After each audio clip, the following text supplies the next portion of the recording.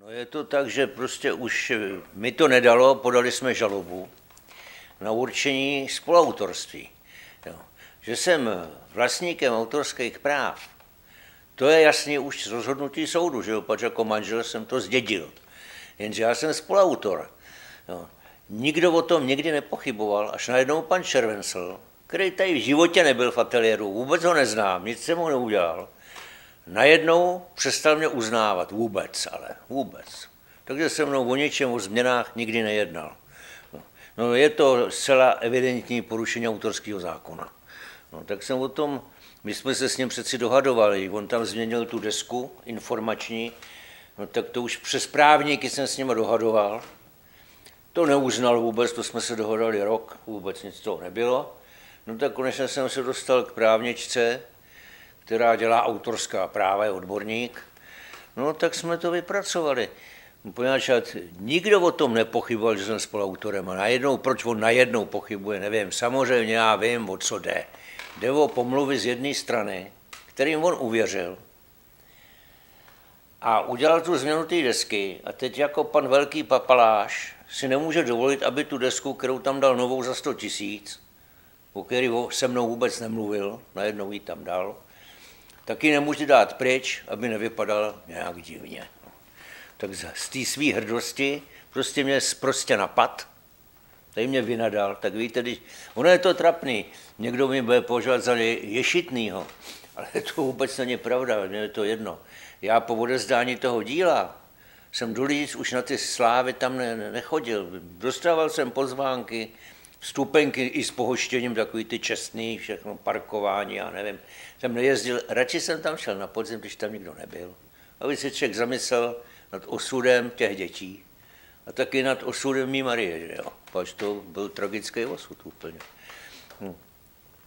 Takže nakonec jsem se rozhodl, že tu žalobu podáme, i když je to finančně náročný, že jo, dneska se soudit. Já ty peníze ani nemám. Ale tohle už není jenom boj o autorský práva.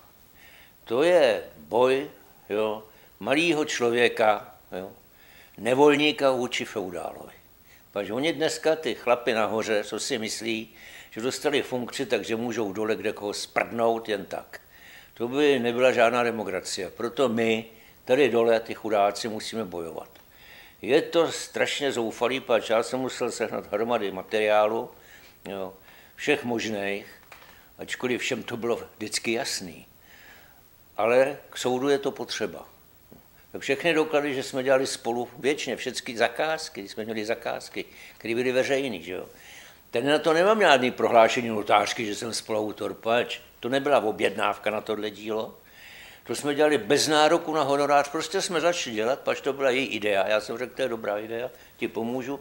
Tak jsme u toho setrvali, no, až teprve došlo k tomu, jak to chtěli koupit do Mnichova to dílo, tak to došlo na komisi svazu a chtěli to nedodělaný vykoupit někam do depozitáře, no zlikvidovat to, že jo.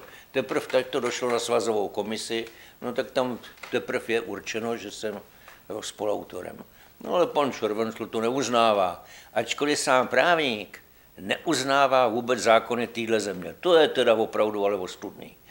To si nenechám ujít, abych to jako nezdůraznil.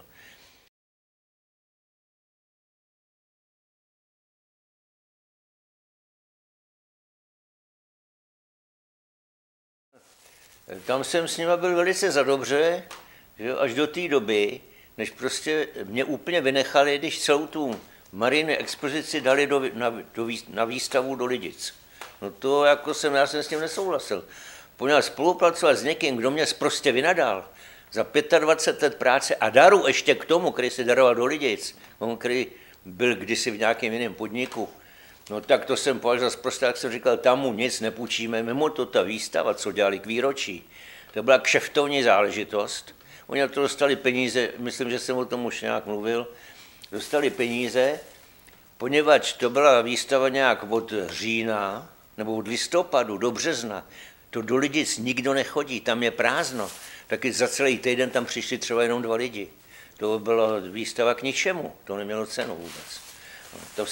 A přesto to tam udělala, jo, tak to je první porušení autorských práv, a pak dali dělat sochu nějakému štukatérovi, že jo, A mě neřekli vůbec nic. No to teda opravdu, to je další porušení. Ten model zůstává tam v té klinici? No ten by tam měl, já nevím ani, no mě někdo nezve k tomu, abych tam jezdil dělat kontroly. Byl tam, samozřejmě se to dali na policii vyšetřit, ten tam byl a udělal o tom nějaký protokol, který snad uzavřel až po skončení ještě tohohle soudu.